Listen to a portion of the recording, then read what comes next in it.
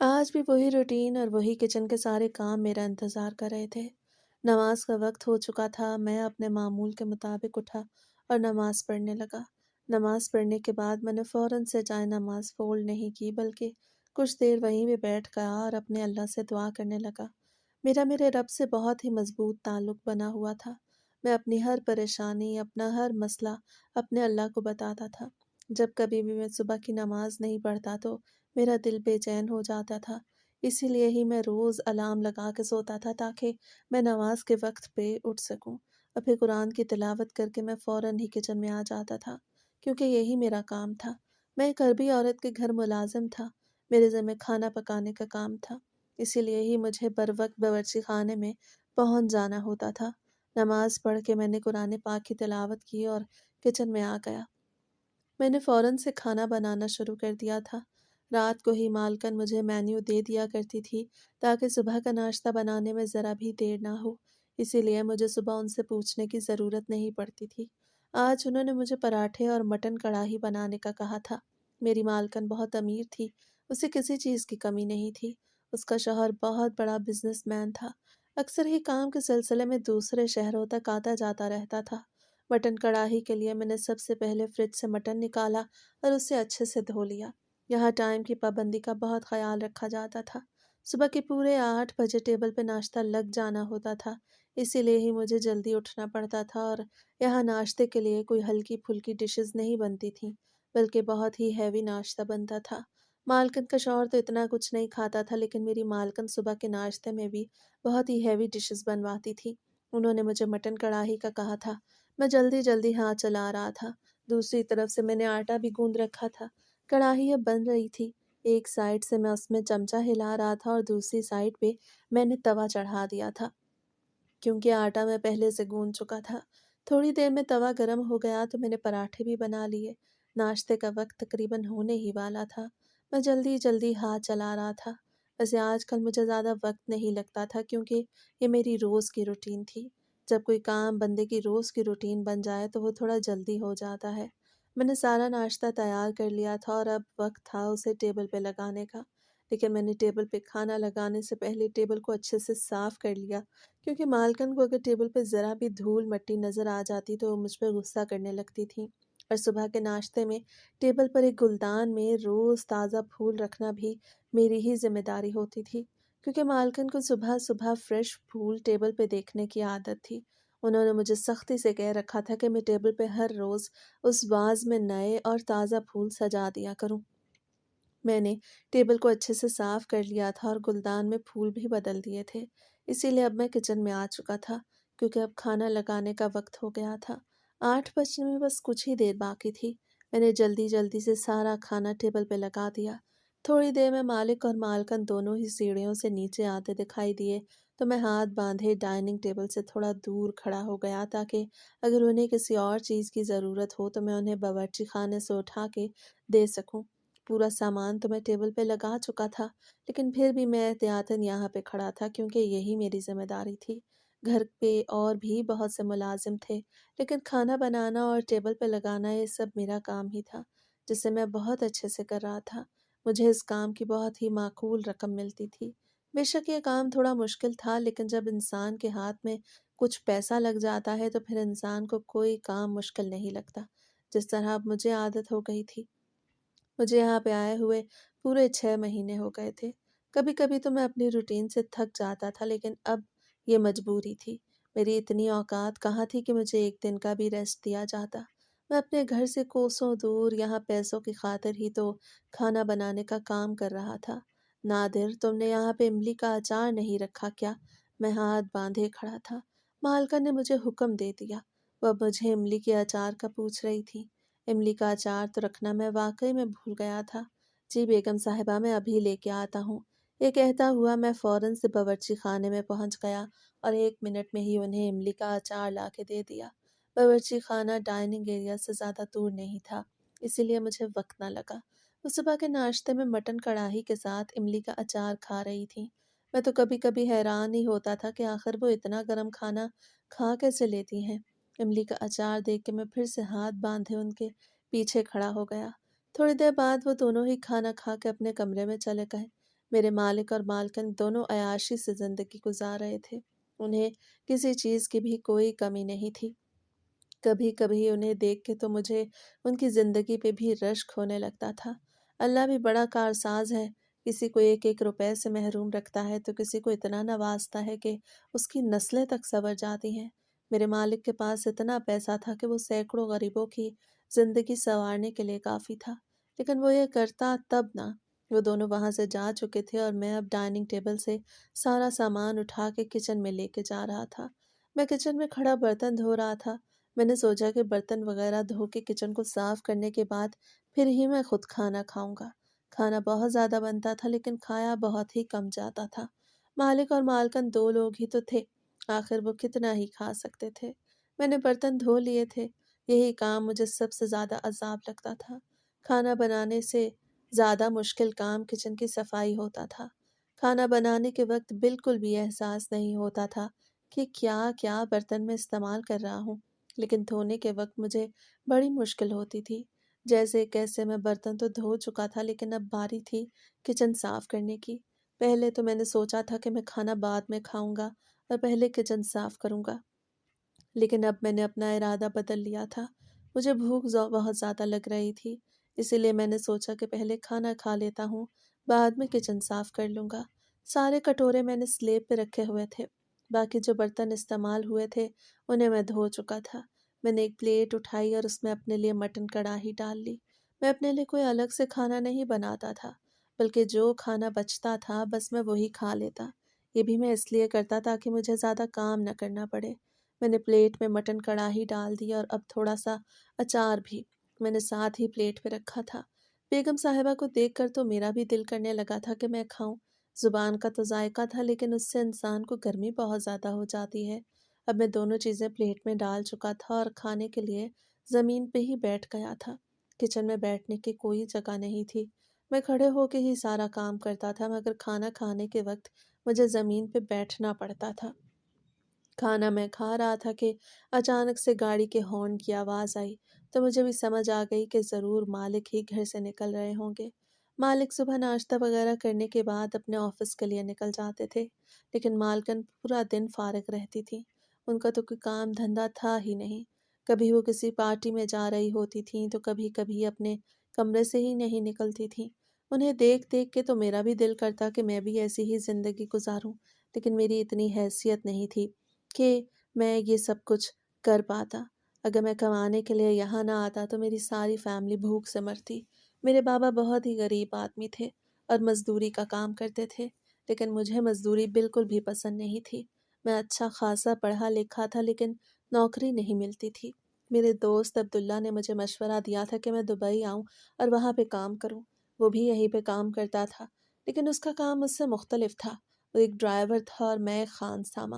میں نے اپنے گھر والوں کو بڑی مشکل سے راضی کیا۔ میری ماں تو مجھے بالکل بھی نہیں آنے دے رہی تھی، وہ تو مجھے منع کر رہی تھی کہ میں اتنا دور نہ جاؤں۔ میں ان کا اکلوتا بیٹا تھا۔ میری ایک بہن بھی تھی، میری بہن مجھ سے بڑی تھی اور اس کی اب شادی کی عمر تھی۔ میرے باپ کی مزدوری سے ہمارے گھر کا خرچ بالکل بھی پورا نہیں ہوتا تھا۔ جب عبداللہ نے مجھے دبئی آنے کی آفر کی تو میں نے اس بارے میں بہت سوچا اور مجھے یہی بہتر لگا کہ مجھے اپنی فیملی کے بہتر مستقبل کے لیے پردیس جانا پڑے گا، اور یہاں پہ نوکری بھی مجھے عبداللہ کے ریفرنس سے ہی ملی تھی۔ میں ہر مہینے اپنی فیملی کو ایک معقول رقم بھجوا دیتا تھا کیونکہ میری تنخواہ اچھی خاصی تھی۔ اب تو میں نے ابا کو بھی مزدوری پہ جانے سے منع کر دیا تھا کیونکہ اب وہ بوڑھے ہو گئے تھے اور ان سے بالکل بھی ایسے کام نہیں ہوتے تھے۔ ان کی کمزور ہڈیاں اب مزدوری کا بوجھ بالکل بھی نہیں اٹھا سکتی تھیں۔ میرے منع کرنے پہ ابا نے بالکل گھر بیٹھ گئے اور آرام سے بیٹھ کے کھا رہے تھے۔ میری تنخواہ سے میرا گھر بہت اچھے سے چل رہا تھا۔ میں نے اپنے خاندان کی خوشیوں کے لیے قربانی دی۔ جیسے ہی میں نے کھانا کھا لیا تو فوراً سے اپنی پلیٹ کو بھی دھو کے رکھ دیا کیونکہ باقی برتن تو میں پہلے سے ہی دھو چکا تھا۔ پلیٹ کو دھو کے رکھنے کے بعد میں نے فوراً سے کچن کی صفائی شروع کر دی۔ کچن کی صفائی کرتے کرتے مجھے بہت وقت لگ گیا اور اب تو میں بہت زیادہ تھک بھی چکا تھا، اسی لیے میں فوراً سے اپنے کمرے میں آ گیا۔ مجھے یہاں پہ ایک کمرہ بھی دیا گیا تھا جہاں پر میں نے اپنا سامان رکھا ہوا تھا اور میں وہیں پہ سوتا تھا۔ دوپہر ہو چکی تھی اور اب گرمی بھی بڑھنے لگی تھی۔ مالکن تو اپنے کمرے میں اے سی لگا کے سو رہی تھی۔ और मैं बेचारा यहाँ गर्मी में तड़प रहा था। पंखे लगे हुए थे लेकिन इतनी शदीद गर्मी में पंखों से कुछ एहसास नहीं हो रहा था। ऐसे महसूस हो रहा था कि जैसे कुछ चल ही ना रहा हो। और ऊपर से मैंने नाश्ते में भी मटन खा लिया, इसीलिए मुझे कुछ ज़्यादा ही गर्मी लग रही थी। गर्मियों में मटन खाना भी बड़ी हिम्मत वाले लोगों का काम होता है। और फिर मैंने अचार भी तो साथ खाया था, इसीलिए गर्मी मुझे बहुत ज़्यादा लग रही थी। ऐसे लग रहा था जैसे मेरे पेट में आग लगी हुई हो। कुछ देर मैं आराम करने के लिए चारपाई पे लेट गया। न जाने मुझ पे कब नींद की देवी मेहरबान हुई और मैं नींद की वादियों में खो गया। लेकिन जब मेरी नींद खुली तो मेरे होश उड़ गए। 3 बज रहे थे। मैं तो न जाने कितने घंटे सोता रहा था। मैं जल्दी से चारपाई से उठा और वज़ू करके फिर से अपने कमरे में आ गया। ज़ोहर की नमाज का आखिरी वक्त चल रहा था, इसीलिए मैंने जल्दी जल्दी से नमाज पढ़ ली। अगर मुझे उठने में थोड़ी भी देर हो जाती तो शायद मेरी ज़ोहर कज़ा हो जाती। 5 वक्त का नमाजी था मैं। कोई भी नमाज कज़ा नहीं करता था। आज भी अल्लाह ने मुझे नमाज कज़ा होने से बचा लिया था। 5 वक्त की नमाज की आदत मुझे मेरे अब्बा ने डाली थी। जब मैं छोटा था तो मेरे अब्बा मुझ पे बहुत सख्ती करते थे। अगर कभी मैं नमाज न पढ़ता तो वो मुझे सज़ा भी देते थे। इसीलिए नमाज की आदत मुझे बचपन से ही थी। अब तो मुझसे एक नमाज भी न छूटती थी। नमाज पढ़ के मैं फ़ौरन से किचन में आ गया, क्योंकि अब तो रात के खाने की तैयारी का भी आखिरी वक्त चल रहा था। अगर मैं अब जाके किचन में काम पे ना लगता तो शायद रात का खाना वक्त पे ना बन सकता, क्योंकि मैं अकेला बावर्ची था। अब मैं बावर्ची खाने में आ चुका था। बावर्ची खाने में आने के बाद मुझे याद आया कि मैंने तो मालकन से पूछा ही नहीं कि डिनर में क्या बनना है। खाने का मेन्यू मेरी मालकन ही बताती थी। नाश्ते का तो मेन्यू वो मुझे रात में ही दे देती थी, लेकिन रात का मेन्यू मुझे उनसे दोपहर में ही पूछना होता था। मैं किचन से उल्टे कदम बाहर निकल आया और मालकिन के कमरे में पहुंच गया। कमरे का दरवाज़ा बंद था। मैंने हाथ से आहिस्ता से दस्तक दी तो मालकिन ने मुझे अंदर आने का कह दिया, तो मैं अंदर पहुंच गया। मालकिन रात के खाने में मैंने क्या बनाना है, मैं नज़रें झुकाए हाथ बांधे मालकिन से रात के मेन्यू के बारे में पूछ रहा था। हाँ, रात को तो मटन बिरयानी बना लो, और हाँ, साथ में चटनी ज़रूर बनाना। चटनी में लहसुन भी डालना, मुझे लहसुन वाली चटनी पसंद है। और स्वीट डिश में जो तुम्हें सही लगे। मैं तो कहती हूँ बस गाजर का हलवा बना देना, और हाँ, उसमें किसी चीज़ की कमी नहीं छोड़नी। मालका ने मुझे मेन्यू बताया तो मैं खामोशी से उल्टे कदम उनके कमरे से बाहर निकल आया। आज के खाने में तो मुझे बहुत वक्त लगने वाला था, क्योंकि गाजर का हलवा भी तो मैंने ही बनाना था। गाजर वगैरह क्रश करना और फिर उसका हलवा बनाना, इस पे बहुत टाइम लगने वाला था। मैं बगैर वक्त ज़ाया किए जल्दी जल्दी बावर्ची खाने में आ गया और बिरयानी के लिए चावल साफ़ करने लगा। मैं जल्दी जल्दी हाथ चला रहा था, क्योंकि मुझे अकेले को ही ये सब करना था। इतनी गर्मी में ना जाने मैडम को क्या सूझी थी गाजर का हलवा खाने की। मैं काम कर रहा था कि अचानक से मेरे जहन में ख्याल आया कि मैं मालकन से कहता हूँ वो नईमा को भी मेरे साथ लगा दे, क्योंकि गाजर का हलवा बनाने में मुझे बहुत वक्त लगना था और गाजर कद्दूकश ही तो करनी थी। मैंने सोचा, अगर मैं मालकन को कहूँगा तो फिर नईमा मुझे इनकार नहीं कर पाएगी और उसे मेरी मदद करवानी पड़ेगी। अगर मैंने खुद उसे कह दिया तो वो बिल्कुल भी मेरी बात ना मानेगी, क्योंकि उसके ज़िम्मे किचन का काम नहीं बल्कि बेगम साहिबा के कमरे की सफाई होती थी। मैं अब फिर से मालकन के कमरे की तरफ आ चुका था। मेरे जहन में तरह तरह के ख्याल आ रहे थे कि कहीं मालकन मुझ पर गुस्सा करके मुझे निकाल ना दे। लेकिन फिर भी हिम्मत करके मैं उनके कमरे में पहुंच गया, क्योंकि अगर मैं अपना ये मसला हल न करवाता तो फिर भी मुझे ही डांट पड़ने वाली थी, क्योंकि मुझ अकेले से तो वो सब बनने वाला नहीं था। अगर गाजर का हलवा ना होता तो मैं सब कुछ खुद मैनेज कर लेता। अब जब गाजर का हलवा बनना था तो मुझे दूसरे हेल्पर की भी ज़रूरत थी। मैं जैसे ही मालकन के कमरे में दाखिल हुआ तो मेरे होश उड़ गए। मेरा तो दिल ही नहीं चाह रहा था कि उन पर से नज़रें हटाऊं। वो बगैर दुपट्टे के खड़ी अपने बालों को संवार रही थी। मेरी मालकन वाकई बहुत खूबसूरत औरत थी। बस यूं कह ले कि हुस्न का पैकर थी। उनकी गोरी रंगत, उनकी भरी भरी जिसामत किसी को भी अपनी तरफ माइल करने के लिए काफ़ी थी। मैं बेगम साहिबा के शहर में खोने लगा था, इसलिए मैंने जल्दी से अपनी नज़रें नीचे झुका लीं। क्या बात है नादिर, तुम यहाँ पे क्यों आ गए हो? तुम किचन में काम नहीं कर रहे क्या? बेगम साहिबा मुझे शायद देख चुकी थी, इसीलिए मुझसे यहाँ पे आने की वजह पूछ रही थी। बेगम साहिबा, अगर आप नईमा से कह देती तो वो मेरी मदद करवा देती। खाना तो मैं सारा बना ही लेता, लेकिन गाजर का हलवा बनने में मुझे दूसरे किसी हेल्पर की ज़रूरत है, क्योंकि अभी उन्हें कद्दूकश भी तो करना है। میں نے کہا تو انہیں شاید میری بات سمجھ آ گئی اور انہوں نے کہہ دیا کہ تم جاؤ، میں نعیمہ کو بھیج دیتی ہوں۔ میں اب کچن میں آ گیا تھا، لیکن ابھی بھی مجھے وہ منظر نہیں بھولا تھا۔ میں یاد تو نہیں کرنا چاہتا تھا، لیکن میرے ذہن سے وہ نکل ہی نہیں رہا تھا۔ میں جیسے ہی کچن میں آیا تو نعیمہ بھی میرے پیچھے پیچھے کچن میں آ گئی۔ مجھے عجیب عجیب نظروں سے دیکھ رہی تھی، شاید مجھ پہ غصہ ہو رہی تھی کہ میں نے مالکن سے ایسی سفارش کیوں کی۔ خیر، اب ہم دونوں جلدی جلدی ہاتھ چلا رہے تھے۔ نعیمہ نے صرف میرے ساتھ گاجر ہی کدوکش کروائی تھی اور وہاں سے چلی گئی۔ باقی سارے کام مجھے ہی کرنے تھے۔ مشکل کام تو شکر سے ہو گیا، اس لیے دوسرے کام کرنے میں مجھے مشکل نہیں ہوئی۔ ایک سائڈ پہ میں نے بریانی چڑھا دی اور دوسری طرف گاجر کا حلوہ۔ کچن میں ہر طرح کی سہولت موجود تھی۔ کدوکش کے لیے بھی ایک مشین تھی۔ بریانی تو تیار ہو چکی تھی، لیکن گاجر کا حلوہ ابھی بھی بن رہا تھا۔ جب میں نے کچن کا کام کر لیا اور کھانے سارے ریڈی ہو گئے تو میں نے جا کے ڈائننگ ٹیبل صاف کرنا شروع کر دیا۔ کچھ ہی دیر میں نے کھانا بھی ڈائننگ ٹیبل پہ لگا دیا۔ اب میں اللہ کا شکر ادا کر رہا تھا کیونکہ سارا کام وقت پہ ہو چکا تھا۔ اگر مجھے تھوڑی بھی دیر ہو جاتی تو پھر میری خیر نہیں تھی۔ مالک بھی اب گھر پہ آ چکے تھے۔ تھوڑی ہی دیر میں مالک اور مالکن دونوں ڈائننگ ٹیبل پہ آ گئے اور میں پھر سے ان کے پیچھے ڈائننگ ٹیبل سے دور کھڑا ہو گیا۔ تھوڑی دیر میں وہ دونوں کھانا کھا کے ایک دوسرے کے ہاتھوں میں ہاتھ ڈال کے وہاں سے چلے گئے اور میں انہیں کھڑا دیکھتا رہ گیا۔ جب میں ہوش کی دنیا میں واپس آیا تو پھر سے میں نے ڈائننگ ٹیبل کے سارے برتن اور کھانا جا کے کچن میں رکھ دیا۔ استعمال شدہ پلیٹیں میں نے سنک پہ رکھ دیں کیونکہ انہیں میں دھونا چاہتا تھا، لیکن کھانے والے سارے کٹورے میں نے سلیب پہ رکھ دیے۔ میں نے سوچا کہ میں پہلے کھانا کھا لیتا ہوں، پھر بعد میں ہی برتن دھو لوں گا۔ میں نے ایک پلیٹ میں اپنے لیے بریانی نکالی اور اسے کھانے لگا۔ میں نے ایک چمچ لیا تھا کہ میرے تن بدن میں آگ لگ گئی۔ وہ اتنی اسپائسی بریانی تھی کہ میرے ہوش ہی اڑ گئے۔ مجھے تو اب یہ حیرت ہو رہی تھی کہ آخر ان لوگوں نے کیسے وہ کھا لی ہوگی۔ اس طرح کی بریانی کبھی مجھے مالکن نے حکم دیا تھا۔ انہیں بہت زیادہ اسپائسی کھانے ہی پسند تھے۔ کھانا کھانے کے بعد میں نے مچھلی کو بھی اچھے سے صاف کر لیا کیونکہ مالکن نے کہا تھا کہ صبح کے ناشتے میں مجھے فرائی مچھلی کھانی ہے۔ مچھلی کو میں نے اچھے سے صاف کر لیا اور اس پہ مسالہ لگا دیا تاکہ صبح مجھے بنانے میں زیادہ وقت نہ لگے۔ میں نے بڑی مشکل سے بریانی کھائی اور برتن دھونے لگا۔ میں نے گاجر کا حلوہ نہیں کھایا تھا کیونکہ میرا پیٹ بہت زیادہ بھر چکا تھا۔ میں برتن وغیرہ دھو کے کچن سے آنے ہی لگا کہ میرا ذہن بن گیا کہ میں بھی تھوڑا سا گاجر کا حلوہ کھا کے دیکھوں۔ میں پھر سے الٹے قدم کچن میں آیا اور ایک پلیٹ میں تھوڑا سا گاجر کا حلوہ نکال کے کھانے لگا۔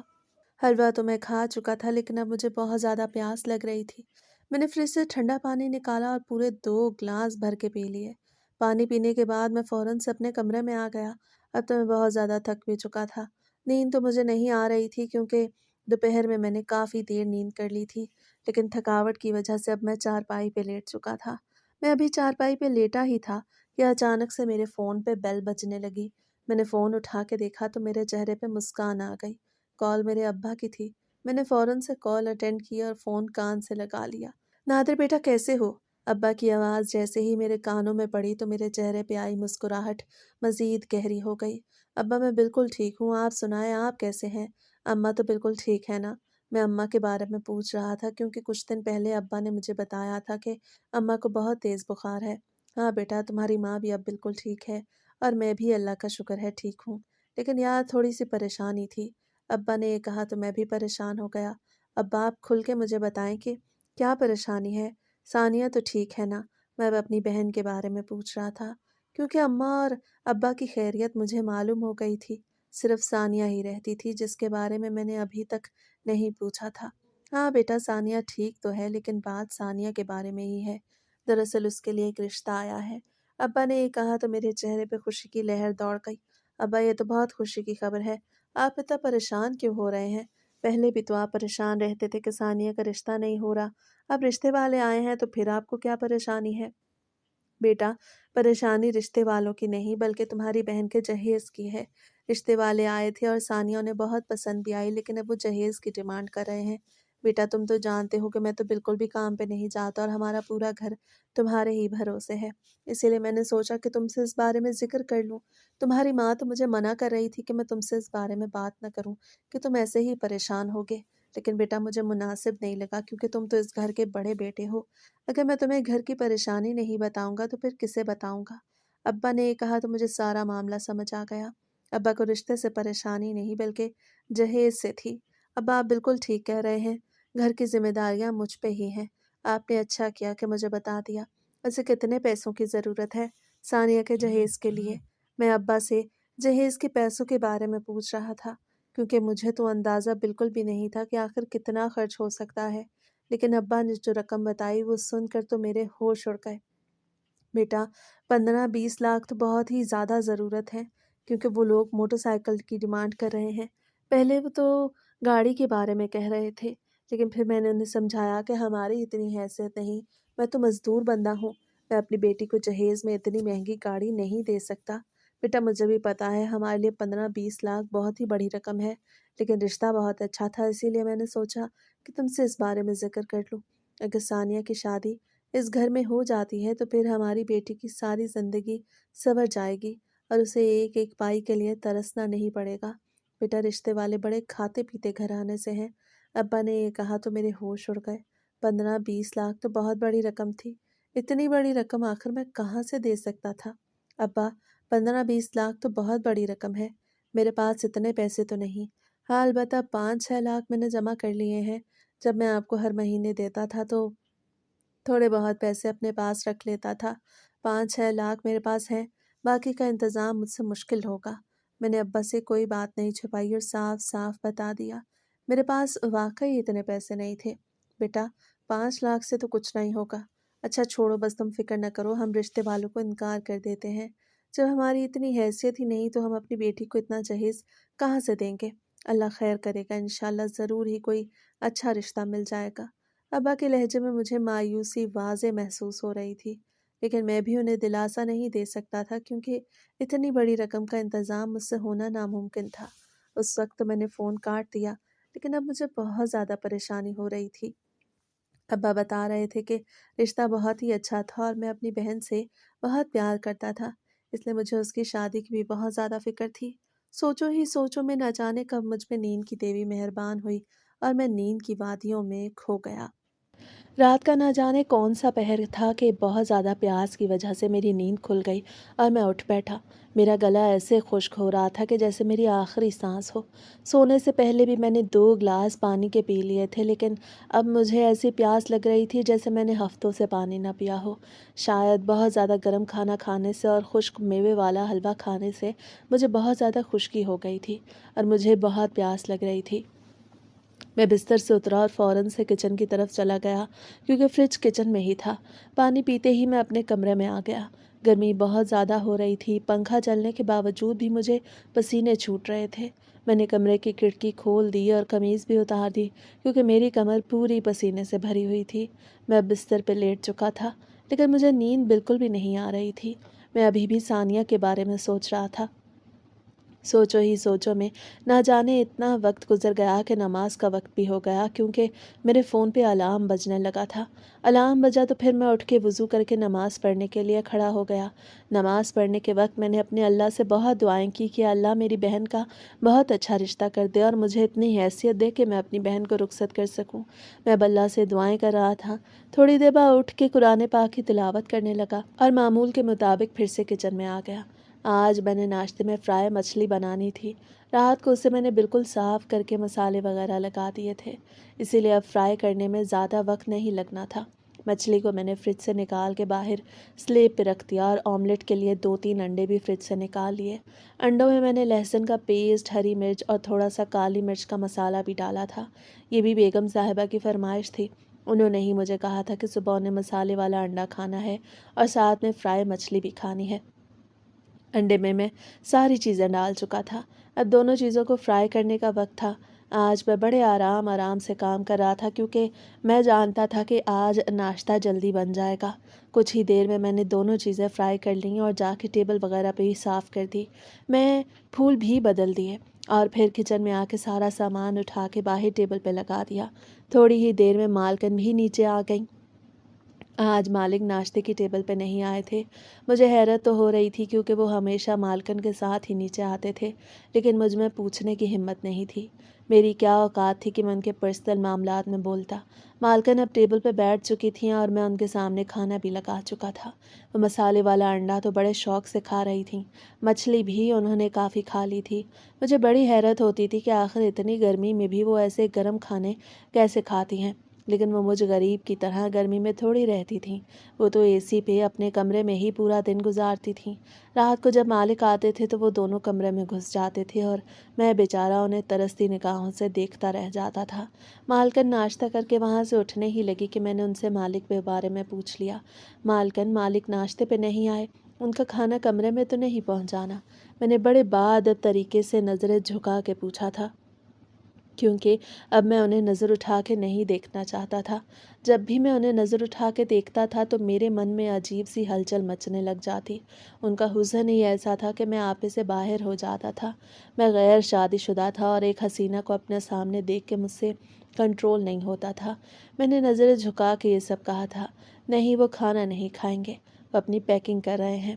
انہوں نے 15-20 دن کے لیے آؤٹ آف کنٹری جانا ہے اور ان کی فلائٹ کا ٹائم ہو گیا ہے، اس لیے ان کے پاس ٹائم نہیں ہے ناشتے کا۔ وہ یہ کہہ کے وہاں سے جا چکی تھیں۔ اب مجھے ساری بات سمجھ آ چکی تھی۔ میں نے سارا کھانا ٹیبل سے اٹھایا اور پھر کچن میں پہنچ گیا۔ میرا تو پورا دن ہی کھانا بنانے، برتن دھونے اور کچن کی صفائی میں گزر جاتا تھا۔ آج میں نے برتن دھونے سے پہلے کھانا کھا لیا تھا کیونکہ مچھلی دیکھ کے تو میرے بھی منہ میں پانی آنے لگا تھا۔ ہم غریبوں کو ایسی چیزیں کہاں نصیب ہوتی ہیں؟ یہ تو بڑے لوگوں کے لیے ہی بنی ہوتی ہیں جو انہیں افورڈ بھی کر سکتے ہیں۔ مچھلی میں نے بہت زیادہ بنائی تھی لیکن کھائی صرف مالکن نے تھی، اسی لیے بہت ساری بچ گئی تھی۔ میں تو صبح سے اسی چیز کا انتظار کر رہا تھا کہ کب مالکن کھانا کھا کے جائیں اور پھر میں کچن میں آ کے کھانا کھاؤں۔ میں نے اپنے لیے الگ سے کچھ نہیں بنایا تھا۔ میں نے روٹی مسالے والے انڈے سے کھائی اور پھر مچھلی کو اینڈ پہ ایسے ہی کھانے لگا۔ مچھلی بہت زیادہ مزے کی بنی ہوئی تھی۔ تلی ہوئی چیزیں تو مجھے بھی پسند تھیں، لیکن اتنی گرمی میں ایسی چیزیں کھانا بھی بڑی ہمت کی بات تھی۔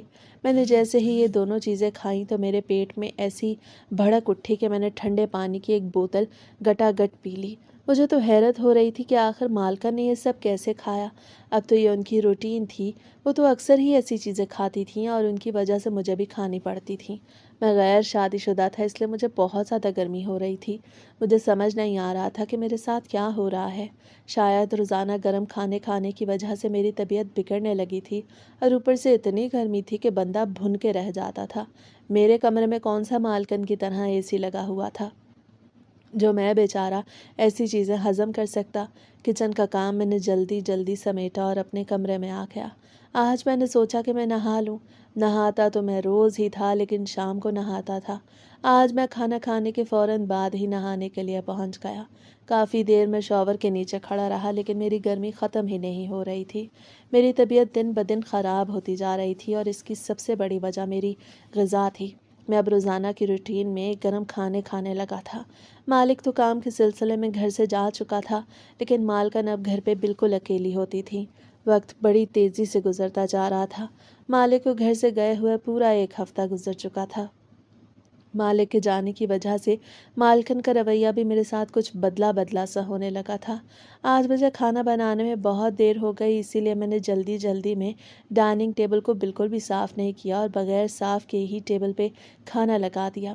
بیگم صاحبہ جیسے ہی کھانا کھانے کے لیے آئیں تو ان کی نظر ٹیبل پہ پڑی۔ میں تو گھبرا رہا تھا کیونکہ مجھے لگ رہا تھا وہ ضرور مجھ پہ غصہ کریں گی۔ پہلے تو مجھے لگا تھا کہ شاید ان کی توجہ ٹیبل پہ نہیں جائے گی، لیکن انہوں نے تو آتے ساتھ ہی ٹیبل کو ایک انگلی سے چیک کیا۔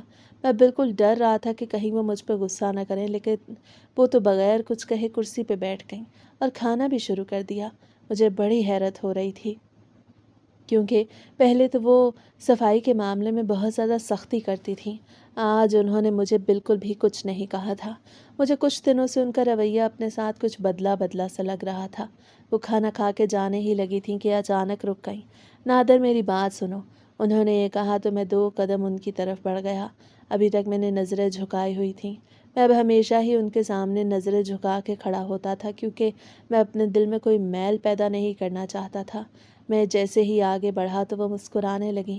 ارے تم اس طرح سے سر جھکائے کیوں کھڑے ہو؟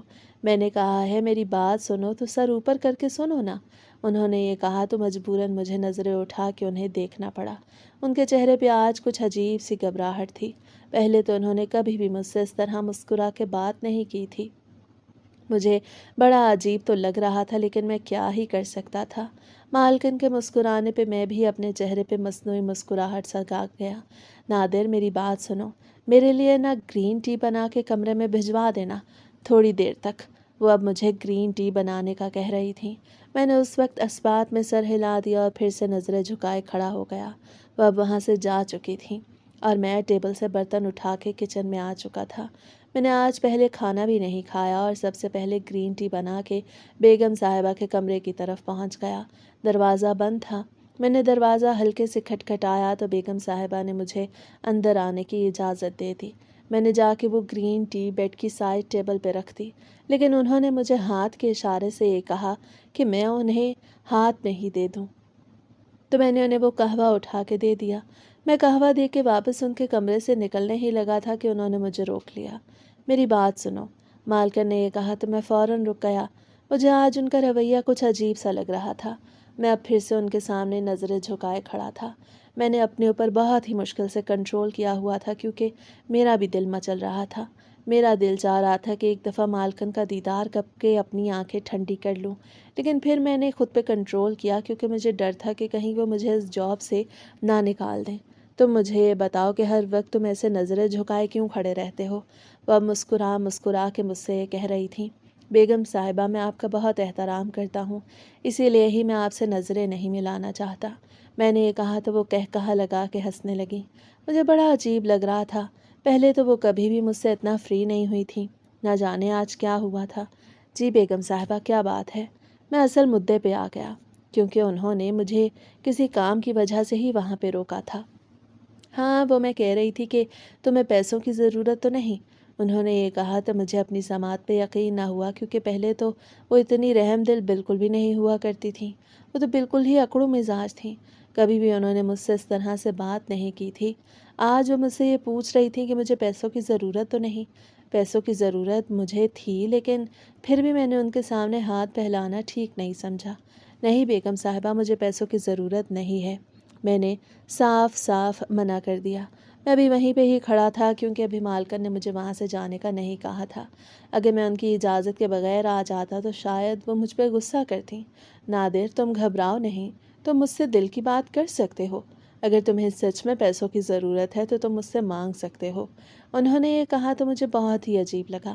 نہ جانے آج انہیں ایسا کیا ہوا تھا جو وہ اتنی مہربان ہو رہی تھیں۔ پہلے تو انہوں نے کبھی بھی مجھ پہ ترس نہیں کھایا تھا۔ پہلے تو وہ کبھی اپنے کمرے میں بھی اتنی دیر مجھے نہیں رکنے دیتی تھیں۔ جب بھی کبھی میں کام کے لیے وہاں جاتا تو مجھے فوراً سے کمرے سے بھیج دیتی تھیں۔ آج انہوں نے خود ہی مجھے باتوں میں الجھا کے رکھا ہوا تھا۔ نہیں بیگم صاحبہ میں سچ کہہ رہا ہوں، مجھے چھپانے کی کیا ضرورت ہے؟ مجھے واقعی پیسوں کی ضرورت بالکل بھی نہیں۔ میں ابھی بھی اپنی بات پہ ڈٹا ہوا تھا۔ چلو پھر ٹھیک ہے، اگر کسی چیز کی ضرورت ہو تو مجھے کہہ دینا۔ بیگم صاحبہ مجھے اجازت دے رہی تھی کہ اگر مجھے کسی چیز کی ضرورت ہو تو میں ان سے مانگ سکتا ہوں۔ میں اس بات میں سر ہلا کے وہاں سے نکل چکا تھا۔ مجھے آج بڑا عجیب لگ رہا تھا۔ ان کی آنکھوں میں دیکھ کے مجھے ایسا محسوس ہو رہا تھا جیسے وہ مجھ سے کوئی بات کرنا چاہتی ہوں لیکن کر نہیں پا رہی ہوں۔ ان کے بولنے کا انداز، ان کی آنکھیں کچھ اور ہی کہہ رہی تھیں۔ مجھے تو کچھ عجیب ہی لگنے لگا تھا۔ مجھے ایسا لگ رہا تھا کہ ان کی مجھ سے اس طرح کی ہمدردی کوئی معمولی نہیں ہے۔ میں اب اپنے کمرے میں آ چکا تھا لیکن میرے دل کو بالکل بھی سکون نہیں آ رہا تھا۔ میرے ذہن میں وہ باتیں ابھی بھی گھوم رہی تھیں جو بیگم صاحبہ نے مجھ سے کہی تھیں۔ میرا دل مچلنے لگا تھا۔ بیگم صاحبہ کو گھر پہ تنہا پا کے میں کنٹرول نہیں کر پا رہا تھا۔ معمول کے مطابق میرا گرم چیزوں کو کھانا میرے لیے مصیبت بنتا جا رہا تھا۔ اگلی صبح میں نے ناشتے میں افغانی پلاؤ اور کھیر بنائی تھی۔ رات کو بیگم صاحبہ سے جب میں نے صبح کے ناشتے کا مینیو پوچھا تھا تو انہوں نے مجھ سے یہی کہا تھا کہ جو تمہارا دل کرے وہی بنا لینا۔ مجھے افغانی پلاؤ بہت پسند تھا، اسی لیے میں نے آج افغانی پلاؤ اور کھیر بنا لی تھی۔ بیگم صاحبہ جب ناشتے پہ آئیں تو ٹیبل پہ بنے کھانے کو دیکھ کر اور مجھے دیکھ کے مسکرانے لگیں۔ اچھا تو تمہیں افغانی پلاؤ پسند ہے، کھڑے کیوں ہو، بیٹھ جاؤ نا۔ انہوں نے یہ کہا تو مجھے اپنی سماعتوں پر یقین نہ آیا۔ وہ مجھے اپنے ساتھ بیٹھنے کا کہہ رہی تھیں۔ زندگی میں پہلی بار وہ یہ بات کر رہی تھیں۔ پہلے تو انہوں نے کبھی بھی یہ نہیں کہا تھا۔ آخر انہیں کیا ہوتا جا رہا تھا؟ مجھے تو کچھ صحیح نہیں لگ رہا تھا۔ مجھے ان کی منشا سمجھ آنے لگی تھی اور میرا دل بھی اب مجھ سے قابو نہیں ہو رہا تھا۔ میرا دل مجھے بار بار اس چیز پہ آمادہ کر رہا تھا کہ میں اس چیز کا فائدہ اٹھاؤں، لیکن میرا ضمیر مجھے روک رہا تھا۔ میں تو کشمکش میں پڑ گیا۔ بیگم صاحبہ کی آنکھوں پہ مجھے عجیب محسوس ہو رہا تھا۔ کھانا وغیرہ کھا کے جب میں نے برتن دھو لیا اور کچن صاف کر لیا تو میں فوراً اپنے کمرے میں آ گیا۔ میں اب سوچ میں پڑ گیا تھا۔ مجھے کچھ سمجھ نہیں آ رہی تھی کہ میں کیا کروں۔ میرا دل مجھے مجبور کر رہا تھا، لیکن میرا نفس بار بار ہی مجھے روک رہا تھا کہ یہ غلط ہے۔ میں غیر شادی شدہ لڑکا تھا اور مجھے ان چیزوں کی بالکل بھی سمجھ نہیں تھی۔ بیگم صاحبہ نے ناشتے کی ٹیبل پہ مجھے کہا تھا کہ رات پہ میں ان کے کمرے میں گرین ٹی دے آؤں۔ اب میں رات کا انتظار کر رہا تھا کہ کب رات ہوگی اور میں ان کے کمرے میں گرین ٹی لے کے جاؤں گا۔ میں موقع سے فائدہ اٹھاؤں گا۔ جب رات ہوئی تو میں نے جلدی سے گرین ٹی تیار کر لی۔ میرا دل اب بالکل بے قابو ہو گیا تھا۔ مجھ سے اب ذرا بھی کنٹرول نہیں ہو رہا تھا۔ میں گرین ٹی لے کے مالکن کے کمرے کے باہر پہنچ چکا۔ میں ابھی کمرے کے اندر داخل ہی ہونے لگا تھا کہ اچانک سے مجھے کسی کے چلنے کی آواز محسوس ہوئی۔ میں نے پیچھے مڑ کے دیکھا تو مالک کھڑے تھے۔ نادر، تم کہاں جا رہے ہو؟ مالک کو اپنے سامنے کھڑا دیکھ کے میرے ہوش اڑ گئے۔ نہ جانے وہ آج کیسے واپس آ گئے۔ میرے ہاتھ کانپ رہے تھے۔ میں گرین ٹی دے کے فوراً سے کمرے سے باہر نکل آیا۔ اب میں اپنے کمرے میں آ چکا تھا۔ میرے ہاتھ پاؤں ابھی بھی کانپ رہے تھے۔ میرا ضمیر مجھے ملامت کر رہا تھا۔ میں یہ بہت غلط قدم اٹھانے سے خود کو روک لیا تھا۔ یہ بھی میرے اللہ کی طرف سے ہی مجھ پہ کرم ہوا کہ میں اتنے بڑے گناہ سے بچ گیا۔ اب مجھے سمجھ آ گئی کہ میں اپنے نفس اور دل کی لذت سے مجبور ہو کے جو اتنے بڑے گناہ کی طرف بڑھ رہا تھا تو اللہ نے مجھے روک لیا تھا۔ میں اب اپنے اللہ سے رو رو کے دعائیں کر رہا تھا۔ میرا دل غم سے پھٹنے لگا تھا۔ مجھے بہت زیادہ غصہ آ رہا تھا خود پر۔ میں نے فوراً سے وضو کیا اور جائے نماز بچھا کے اپنے رب کے حضور ہاتھ اٹھا کے بیٹھ گیا۔ میں نے اپنے اللہ سے رو رو کے دعائیں کی۔ اے اللہ مجھے معاف کر دے، تیرا شکر کہ میں ایک بہت ہی بڑے گناہ سے بچ گیا ہوں۔ یا اللہ یہ سبب بنایا کہ میں اتنے بڑے گناہ سے بچ گیا، ورنہ تو میں آج اس گناہ میں اپنے ہاتھ رنگ چکا تھا۔ لیکن اعمال کا دار و مدار تو نیتوں پہ ہوتا ہے، اس لیے میرا ضمیر مجھے ملامت کر رہا تھا۔ میں رو رو سے اللہ سے دعائیں کر رہا تھا، لیکن میرے دل کو کسی طور پر بھی سکون نہیں آ رہا تھا۔ رات کو بھی مجھے بالکل نیند نہ آئی۔ صبح کی نماز میں نے پھر سے اپنے رب سے معافی مانگنا شروع کر دی۔ میں رو رو کے معافی مانگ رہا تھا۔ میں اب سوچ چکا تھا کہ میں اس گھر میں مزید نہیں رکوں گا اور اب واپس پاکستان جاؤں گا اور اپنے ماں باپ کے پاس ہی رہوں گا۔ وہیں پر ہی کوئی کام دھندا ڈھونڈ لوں گا، کیونکہ اب میرا ضمیر گوارا نہیں کر رہا تھا کہ میں یہاں پہ رہوں۔ اگلے ہی دن میں نے مالک سے بات کی تو وہ مان بھی گئے۔ میں نے اپنی ٹکٹ کٹوائی اور کچھ ہی دنوں میں گھر پاکستان پہنچ گیا۔ اماں اور ابا مجھے دیکھ کے بہت خوش ہو رہے تھے۔ جب میں نے انہیں یہ بتایا کہ میں وہاں اب کبھی نہیں جاؤں گا تو انہیں کچھ پریشانی ہوئی، لیکن انہوں نے مجھے مجبور نہ کیا۔ اللہ کے کرم سے کچھ ہی دنوں میں مجھے وہیں پہ بہت اچھی ملازمت مل گئی۔ میں جتنا بھی اپنے رب کا شکر ادا کروں اتنا کم ہے۔ میرے اللہ نے مجھے ایک بہت ہی بڑے گناہ سے بچا لیا تھا، ایک ایسا گناہ جس کی سزا میں برداشت ہی نہیں کر سکتا۔ میری دعا ہے کہ اللہ ہر نوجوان کو اس بڑی علت سے بچائے جس طرح میرے اللہ نے مجھے بچایا۔ اللہ ہر کسی کو سیدھی راہ پہ چلنے کی توفیق دے۔ آج بھی جب میں اس بارے میں سوچتا ہوں تو مجھے خود سے گھن محسوس ہونے لگتی ہے، لیکن اب میں سچی توبہ کر چکا تھا۔ اللہ نے بھی ہمیشہ ہی توبہ کا دروازہ کھلا رکھا ہے۔ میرے اللہ نے قرآن پاک میں واضح لکھا ہے کہ جو لوگ گناہ کر کے توبہ کر لیں اور پھر اس گناہ کے بالکل بھی قریب نہ جائیں تو اللہ ان کی توبہ قبول کرتا ہے۔ میں نے بھی سچی توبہ کی تھی اور اب میرا دل مطمئن بھی تھا۔ میں جتنا بھی اپنے رب کا شکر ادا کروں اتنا کم ہے۔ میرے اللہ نے مجھے بہت ہی اچھا رزق عطا کیا تھا اور مجھے بہت بڑے گناہ سے بھی بچایا تھا۔